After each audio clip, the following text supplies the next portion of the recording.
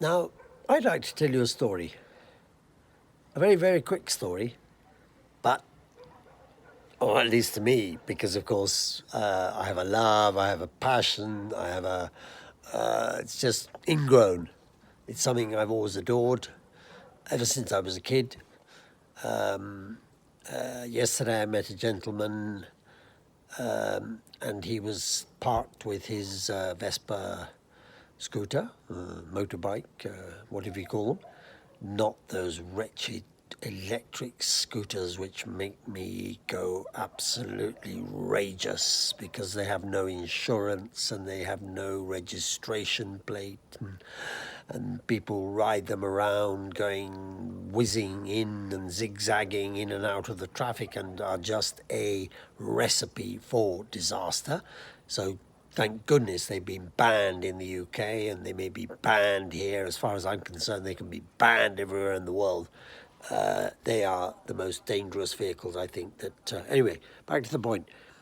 I met this very, very, very kind gentleman and I said, can I take a photograph, please? I'm a great one for taking photographs as well, because I think a photograph marks an occasion. And he said, yeah, please. Do you want me to be in the photo or do you want... No, I said, look, as you prefer, as you wish. And, but why did it draw my attention? It's quite incredible.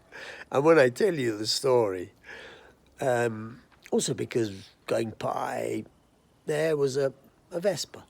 It was just parked by the side of the road, Swiss number plates.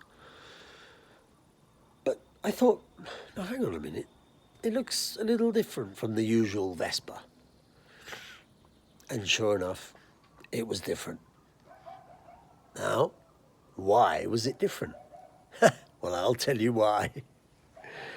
I remember years and years ago, I went to a little place called Santa Croce sull'Arno, which is where a lot of the tanneries used to be. A tannery is where they tan, not suntan, but where they tan, where they clean, where they prepare the leather.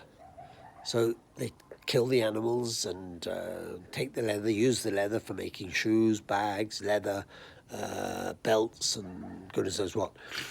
And this place was absolutely, I remember arriving there thinking, oh my goodness, the smell.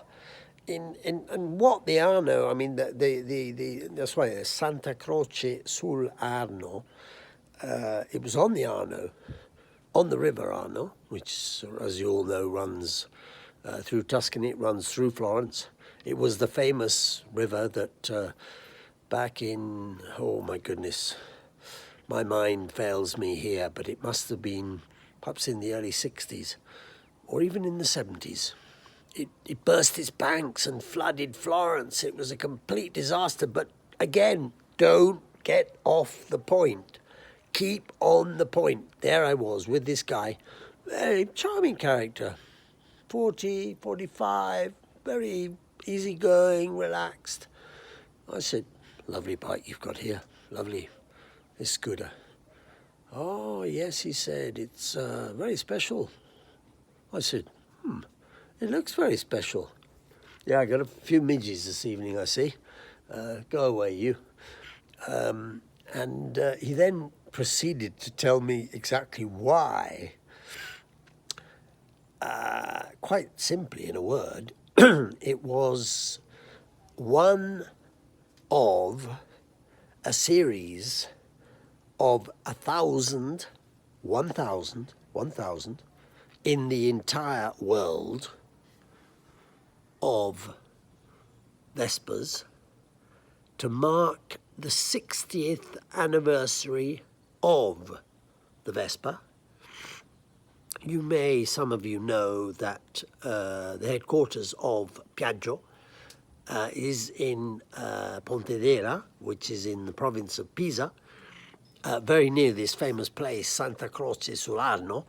And this gentleman asked me, I said, I know, I've been to the museum, the Piaggio Museum in Pontedera. He said, I must go. I said, well, with a bike like that, you must go. By the way, you were talking of a series of 1,000. Just out of curiosity, yours is, what number is it? Oh, he said it's number 759. Oh, goodness me. And how big is the engine? Oh, it's a 250cc engine. Very nice. And it's 11 years old. And it's done, I think it was 4, 5, 6. I forget now exactly how many kilometers it had actually done. But really, I mean, for its age, virtually nothing. And of course, it was kept in such a way that, it was like his baby. And then I thought, well, that deserves a few pictures. Of course, I took a few pictures. And it was called, I think, the Vespa Piaggio P60. Just, as I say, to mark the 60th anniversary of the Piaggio, of the Vespa. And I think a very special occasion. And for me, a great honour to talk to this gentleman. And so, there you are. Story over. Bye for now. Take care. All the best. We'll be live streaming again very soon. Don't worry. Okie doke.